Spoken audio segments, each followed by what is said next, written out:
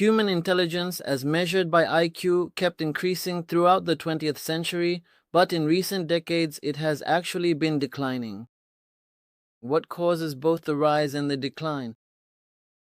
What is the so-called Flynn effect? To what extent is intelligence hereditary? What is the future of intelligence? We will try to answer these and similar questions in today's episode of the series Secrets of Genes, in which I welcome you. My name is Eduard Kajnowski, and I work as a geneticist at the Institute of Biophysics of the Czech Academy of Sciences. The question of whether humanity is becoming less intelligent resurfaces in every generation. Even ancient philosophers complained that young people were worse than those who came before them. Today, however, we rely not only on impressions, but also on data, especially research on intelligence, IQ, and changes in cognitive abilities over time.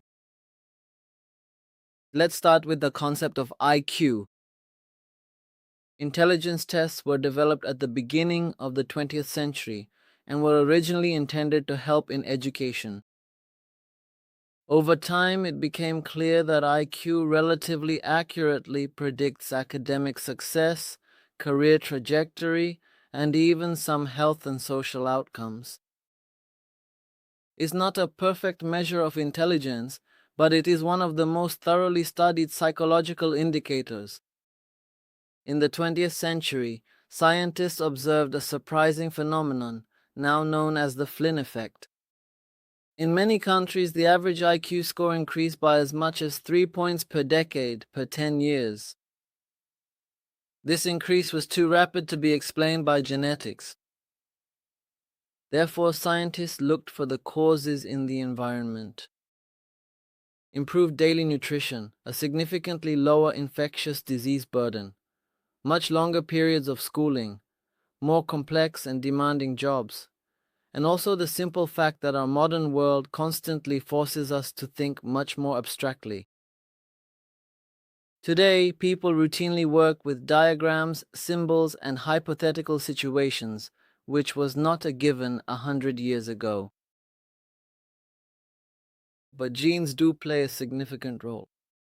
It is estimated that the heritability of intelligence is roughly 50 to 80%, and it increases with age. This means that genetic differences between people influence how well they can make use of their environment.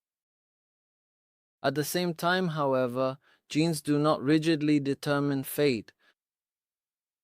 The environment can significantly enhance potential, but it can also weaken it.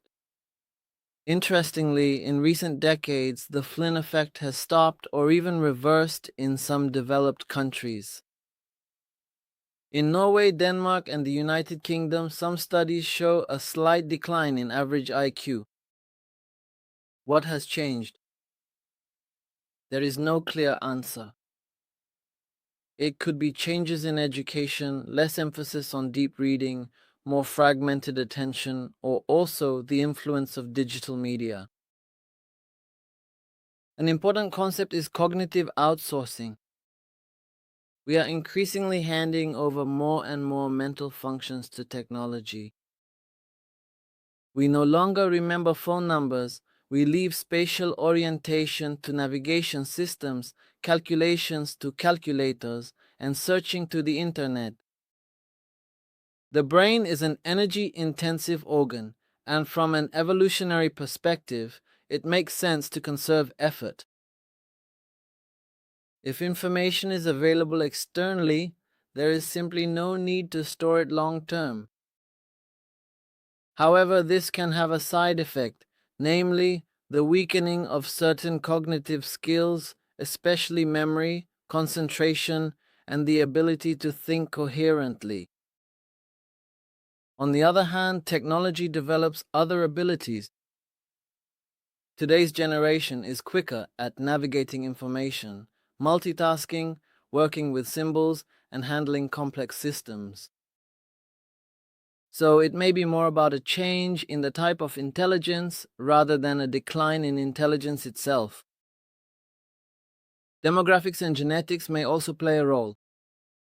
Some studies discuss, for example, whether there is a negative relationship between education and the number of children in modern society. So perhaps the most important question is not whether humanity is getting dumber, but what kind of intelligence the future will require. Artificial intelligence and automation are taking over both routine and analytical tasks. The value of the human mind may shift toward creativity, empathy, the ability to ask the right questions, and understanding broader contexts. The future of intelligence is therefore not only biological, but also cultural and technological. It is not a question of whether we are more intelligent than our ancestors, but rather whether we can effectively use the advanced tools we have created, without losing our fundamental ability to think independently. In this sense, the question of whether humanity is becoming less intelligent is more a challenge of how to maintain and develop critical thinking at a time when so much thinking is delegated to machines. That would be all for today. We talked about a few interesting facts from genetics, specifically about the heritability of intelligence. In the next episode, we will continue with more interesting questions from genetics and evolution. I'm looking forward to seeing you. If you enjoy my storytelling, I would appreciate a like and a subscription to my channel. I really value your support. Thank you and bye-bye.